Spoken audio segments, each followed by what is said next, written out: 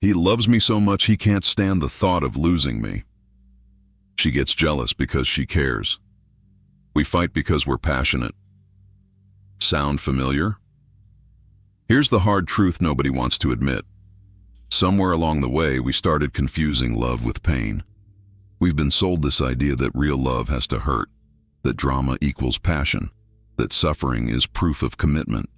But that's not love. That's trauma with a pretty bow on it. Today, we're going to destroy this toxic myth once and for all because your heart deserves better than surviving a relationship. It deserves thriving in one. The cultural programming behind toxic love. Let's start with where this mess began. Open any romance novel, watch any romantic movie, listen to most love songs. What do you see? Obsession disguised as devotion. Stalking presented as persistence. Control masked as protection. We've been fed a steady diet of love hurts since we were kids. The prince who won't take no for an answer. The girl who changes everything about herself for a guy. The couple that screams and throws things, but then has passionate makeup sex. Hollywood taught us that if it doesn't feel like an emotional tornado, it's not real love. The social media effect. Now add social media to the mix, and it gets even worse. People post their relationship drama like it's entertainment. He deleted all his female friends for me. Gets hearts and fire emojis. She checks my phone every night because she loves me. Gets comments like, relationship goals. We're literally celebrating surveillance and control as if they're romantic gestures. When did invasion of privacy become proof of love? Why toxic feels familiar. Here's the psychological trap. If you grew up in chaos, whether it was fighting parents, emotional neglect, or inconsistent love, then drama feels like home. Your nervous system learned that love comes with conditions, that you have to earn it, that it can disappear at any moment. So when someone treats you well consistently, it feels boring, wrong, too easy. Your brain says, this can't be real love because it doesn't hurt. What toxic relationships actually look like. Let's get specific about the red flags we've been trained to ignore or even celebrate. The jealousy trap. He gets jealous when I talk to other guys because he loves me so much. Stop. Jealousy isn't love. It's insecurity and control. Love trusts. Love wants you to have friends, to be happy, to exist as your own person. Healthy partners don't isolate you from friends and family. They don't go through your phone. They don't accuse you of cheating because you smiled at a cashier. That's not protection. That's possession. The emotional roller coaster. Toxic relationships feel like you're constantly walking on eggshells. One day they're telling you you're perfect. The next day you're the worst person alive. You start measuring your worth by their mood swings. You find yourself thinking things like, if I just don't bring up that thing that bothers me, if I can just keep them happy, maybe if I change this about myself. That's not love. That's survival mode. The apology cycle. They hurt you. They apologize. They promise to change. Things are good for a while. Then it happens again, and again, and again. The apologies feel so sincere that you start to believe maybe this time will be different. But here's what you need to understand. Someone who truly loves you doesn't keep hurting you and then act surprised when you're upset about it. Real change takes consistent action over time, not just words after they've already damaged you. The lies we tell ourselves to stay. Now let's talk about the stories we create to justify staying in relationships that are slowly destroying us. But when it's good, it's really good. This is addiction logic. You're staying for the highs while ignoring that the lows are getting lower and more frequent. It's like saying, this drug makes me feel amazing 20% of the time, so the other 80% of misery is worth it. Those good moments you're clinging to, that's not what the relationship actually is. That's just the relief you feel when the pain temporarily stops. They need me. The savior complex. You've convinced yourself that you're the only one who understands them, who can help them, who can love them through their issues. But here's the brutal truth. You can't love someone into becoming a better person. Love doesn't heal trauma. Therapy does. Love doesn't cure mental illness. Treatment does. Love doesn't fix addiction. Recovery does.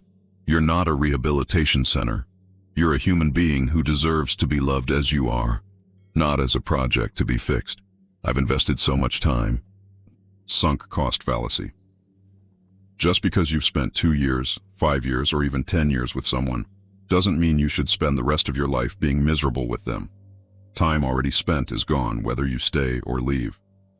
The question is, do you want to spend the next 10 years like this? They're not abusive. They just have anger issues. Let's be clear about something. Emotional abuse is still abuse. You don't have to have bruises to be in an abusive relationship. Constant criticism disguised as honesty, withholding affection as punishment, making you feel crazy for having normal emotional responses, threatening to leave every time you bring up a concern, making you feel guilty for having boundaries. If any of this sounds familiar, you're not in a difficult relationship. You're in an abusive one. What healthy love actually feels like now. Let's talk about what you deserve, because I guarantee some of you have forgotten. Love feels peaceful, not boring, peaceful. You don't wake up wondering what mood they'll be in. You don't spend your day analyzing their texts for hidden meanings. You don't have to walk on eggshells or manage their emotions. Healthy love feels like exhaling after holding your breath for years. Love encourages growth. A loving partner wants you to become the best version of yourself. They support your dreams, even if those dreams don't directly benefit them. They celebrate your wins instead of competing with them or minimizing them. They don't try to shrink you to make themselves feel bigger. Love communicates. In healthy relationships, you can disagree without it becoming World War III. You can express concerns without being called too sensitive or crazy. You can have boundaries without being accused of not loving them enough. Conflict happens, but it's productive. It's about solving problems together, not about winning or punishing each other. Love is consistent. You don't have to earn love on a daily basis. You don't have to prove your worth over and over. Love shows up even on bad days, even when you're not at your best, even when you disagree about something. Love is steady, drama is not. Breaking the pattern. If you're recognizing yourself in this, here's what you need to do. Stop making excuses. Stop explaining away their behavior. Stop finding reasons why their treatment of you is somehow justified. Stop telling yourself that everyone has flaws, so you should just accept being treated poorly. Having flaws is human. Consistently hurting someone you claim to love is a choice. Get outside perspective. Talk to friends and family you trust. Better yet, talk to a therapist. When you're in a toxic relationship, your normal meter gets broken. You need people outside the situation to help you see clearly and pay attention to what they say. If everyone in your life is concerned about your relationship, they might be seeing something you can't.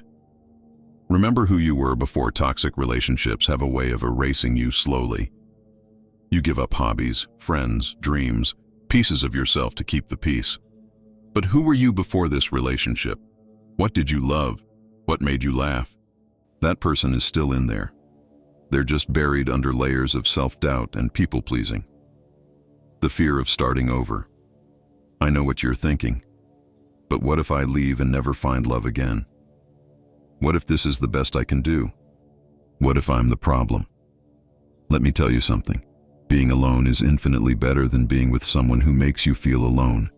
At least when you're actually single, you're not constantly disappointed by someone who's supposed to love you. You won't be alone forever. You know what's attractive? Self-respect, boundaries, knowing your worth. When you stop accepting less than you deserve, you make room for someone who will give you what you actually deserve. But even if you were alone forever, wouldn't that be better than spending your one life walking on eggshells around someone who claims to love you but treats you like an inconvenience? You deserve baseline respect. You're not asking for too much when you want to be spoken to kindly, to have your feelings considered, to feel safe expressing yourself, to have your boundaries respected, to be supported, not torn down. These aren't luxury features in a relationship. They're basic human decency. What real love looks like. Let me paint you a picture of what you should be aiming for. Real love is your partner bringing you soup when you're sick without you having to ask. It's them listening to your work drama for the 100th time because it matters to you. It's feeling comfortable enough to be completely yourself, Messy hair, bad mood, weird laugh, and all. Real love is disagreeing about where to eat dinner without it becoming a character assassination. It's apologizing when you're wrong and accepting apologies when they are. It's both of you growing as individuals while choosing each other every day. Real love is boring in the best possible way. It's stable, consistent, and peaceful. It's exciting because you're building something together, not because you're constantly fighting to save it from destruction. The ripple effect of choosing better. When you finally choose better for yourself, it doesn't just change your life, it changes everything around you. Your friends stop worrying about you every time you post something cryptic on social media. Your family stops biting their tongues when they want to ask how you're really doing. Your kids, if you have them, grow up seeing what healthy love actually looks like. You become living proof that people can change their patterns, that it's never too late to choose better, that settling is optional. And maybe, just maybe, someone in your life who's going through the same thing will see your courage and find their own. Conclusion. Love doesn't hurt. Toxicity does. So let's end this fairy tale once and for all. Love is not suffering. Love is not drama. Love is not proving your devotion through pain. Love is gentle. Love is safe. Love is consistent. Love builds you up instead of tearing you down. Love makes you feel more like yourself, not less. If your relationship feels more like surviving than thriving, if you spend more time crying than laughing, if you're constantly making excuses for someone's behavior, that's not love.